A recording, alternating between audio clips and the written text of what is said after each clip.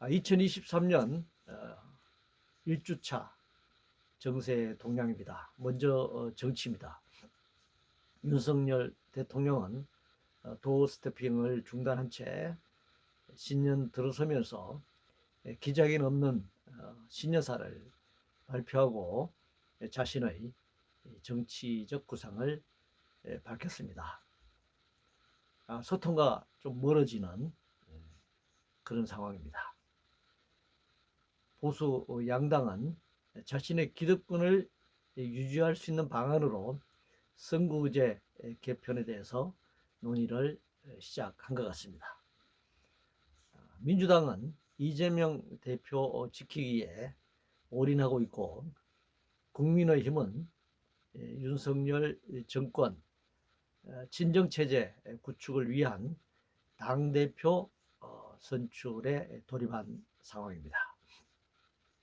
한국의 정치는 대통령을 중심으로 하는 국민의힘과 그리고 다시 정권을 되찾으려고 하는 민주당 간의 보수 여야 정당의 정치 권력을 놓고 벌이는 투쟁만이 가장 주요하게 부각되고 있고, 민생을 중심으로 하는 노동자 서민의 정치는 실종된 상황으로 보입니다.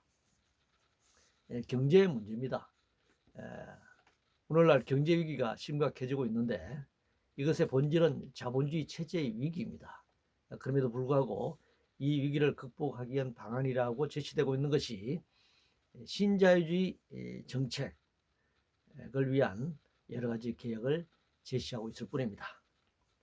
경제단체 신년사에 대통령이 직접 참여해서 노골적으로 노동운동을 공격하고 있습니다. 그리고 재벌들에게 규제를 완화해 주겠다는 약속을 하고 있습니다. 무역 수지가 악화되고 저성장 상태에 빠져 있는데, 거기다 기술 격차가 벌어지고 있어서 한국 경제가 굉장히 위기 상황이라고 얘기를 하면서도, 거기다 근본적 해결책보다는 노동에 대한 개혁의 이름으로 노동운동을 공격하는 데 핵심이 맞춰져 있는 것 같습니다. 고금리가 지속됨으로써 서민 경제는 악화 일로에 놓여 있습니다. 고물가를 따라잡지 못하는 국민 소득과 그리고 노동자의 임금으로 볼 때 빈곤화는 확대될 것이고, 양극화 역시 크게 벌어질 것으로 예상됩니다.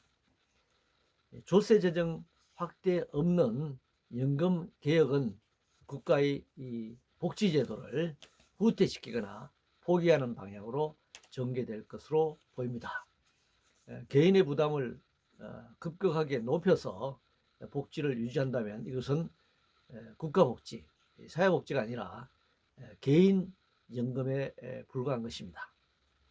부동산 경기 부양을 통한 경제 성장의 그런 욕구가 권력 내부로부터 스물스물 나오고 있습니다. 부동산에 대한 규제 완화 조치 등으로 집 없는 서민들의 문제를 해결하는 방향과는 거리가 멀다고 생각합니다.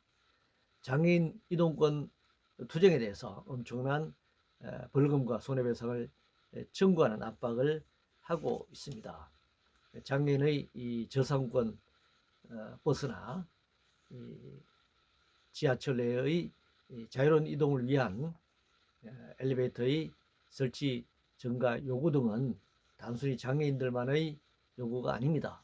노인을 비롯한 약자들이 더 많이 편리하게 이용할 수 있는 시설물들이기 때문에 이것은 모든 시민을 위한 요구입니다.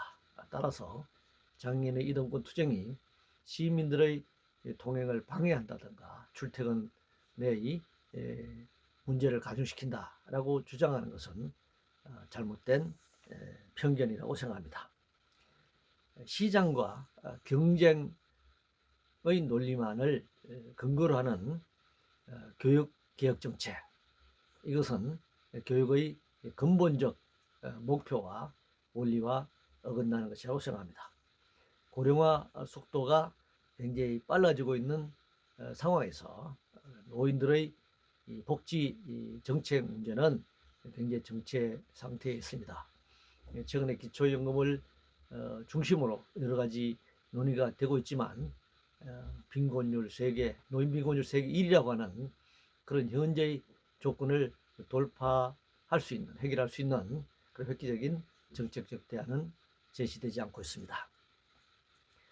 노동운동과 관련해서는 윤석열 정부 들어서서 노동운동을 적대시하는 그런 노사관계, 노사관을 뚜렷이 표명하고 있고, 이것이 그냥 정치적 수사가 아니라 구체적으로 재벌을 중심으로 하는 자본의 요구에 순응해서 노동법 개혁 등 노동운동 탄압으로 일관할 것으로 예상됩니다. 노조 간부의 사업장 출입이나 농성을 전면적으로 금지시키고 불법으로 간주하겠다고 하는 그런 방향을 천명하고 있습니다.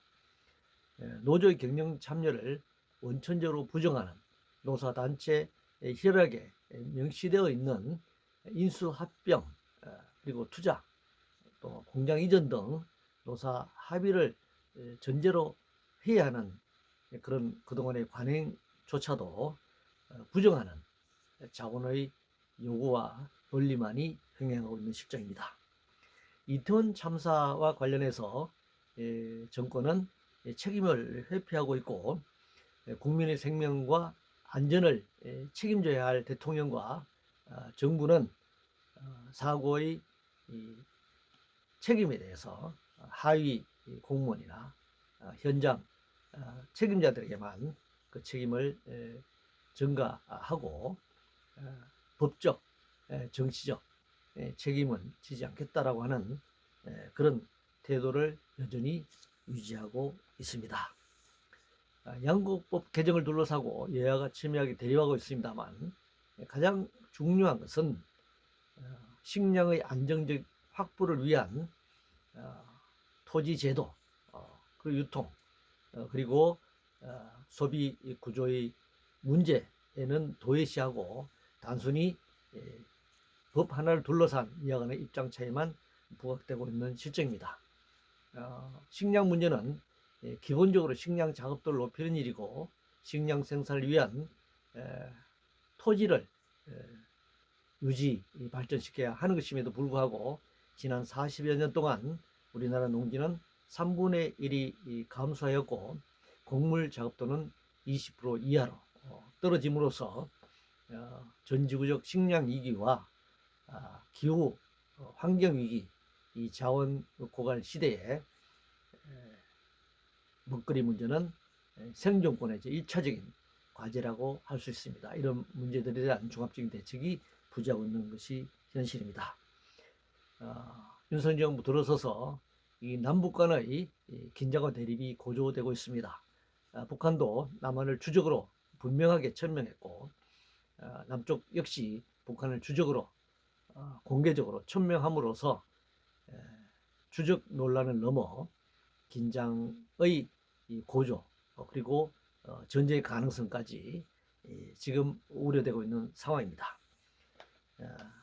북한 핵에 대해서 윤석열 정부는 한미 간의 핵 공유 또는 자친 핵 개발까지 제시함으로써 핵 위험이 더 높아지고 있는 실정이고, 북한이 보낸 것으로 추정되는 무인기 침투에 따른 이 무력화된 이 방공망을 둘러싼 여야 간의 정치적 공방도 크게 벌어지고 있습니다만, 그 방공망이 아무리 촘촘하게 짜여진다고 하더라도 이 무인기조차도 감지하거나 막아낼 수 없는 상황에서 이 초음속으로 날아다닐 이 미사일과 핵무기가 존재하는 이런 상황에서 만약 전쟁이 발발한다면 오직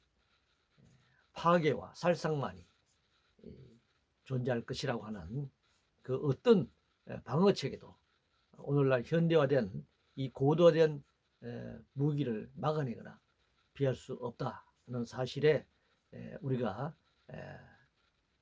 이 전쟁에 대한 관점을 다시 되돌려 볼 때 전쟁의 승리보다는 승리나 승패의 어떤 가능성보다는 평화를 위한 대화와 협상의 노력을 더 강도 높게 추진해 나가야 한다는 사실을 다시 명심할 필요가 있다, 이렇게 생각합니다.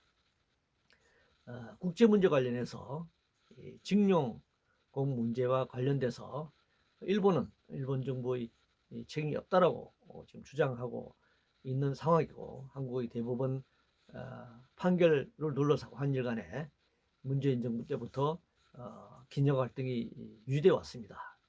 그런데 윤석열 정부는 이것을 일본 정부의 책임, 일본 제국주의 침략과 지배에 따른 책임이 뭘 묻지 않고 기업가 또는 한국 정부가 징용된 노동자들의 임금 문제를 배상해주는 방식으로 일본 정부의 요구를 수용하는 방식으로 문제를 해결하려 하고 있습니다. 이는 일본 제국주의 침략과 지배에 대해 면죄부를 부여하는 것이고, 이 결과는 바로 일본이 평화법 구조를 개혁하기 이전에라도 전쟁 가능한 국가로 지금 만들어가고 있는 일본 극우 세력에게 날개를 달아주는 것이라고 생각합니다.